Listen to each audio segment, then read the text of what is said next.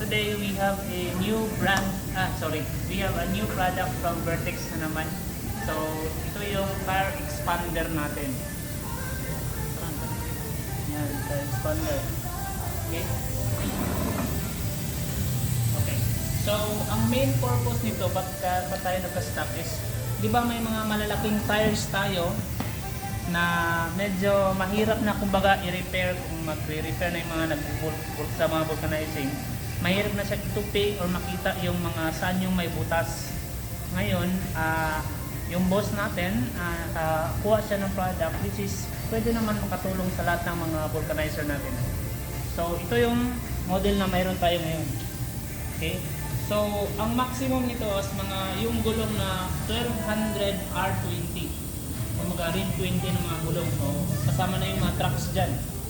Pero kung mga motorcycle, syempre hindi na pwede sa motorcycle kasi malito sobra yun. Okay? So, ano lang to? Air powered. Yan, pneumatic. Yung operation. Kung makikita mo, may wire dito is para lang yan sa ilaw natin. Syempre, madilim yung sa bandang gitna ng gulong. Yan lang yan. Then, gumagamit nga pala tayo pang testing lang, demo lang to. Air compressor. Ang required nga is nasa 90 PSI lang, kaya kung pwede, set nyo lang dyan sa regulator sa talon. Okay, so to test, ito may gulong tayo, maliit lang itong gulong natin. So try lang. Ito nga pala yung gulong sa Vios namin. So try lang, so how to set up. So ganito lang, lagay mo lang dyan. Saka ito pin lang to. Ganyan, yung dalawa. Then, dito. May foot pedal siya. So go up. Yan. Kailangan mong ipag-go up kasi kailangan mong i-ganon para makita mo. Yan. Yan. So ipagpalagay natin, ito yung may butas dyan. So ito yung time na pwede tayong maglinis nito, grinderan yan o kahit anong gawing panglinis, tsaka maglalagay ng patch.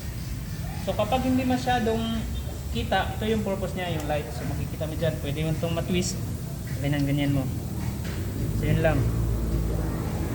So kung gusto mo pang iangat, ano ko lang, kunti, yan. Yan, para klaro yung pag-repair mo. Tapos nun, yun lang, balik lang tayo lahat. Tsaka, yung foot pedal natin pababa. Yun lang. Bali, ganun lang siya kadaling gamitin. Then okay na yung pagre-repair mo.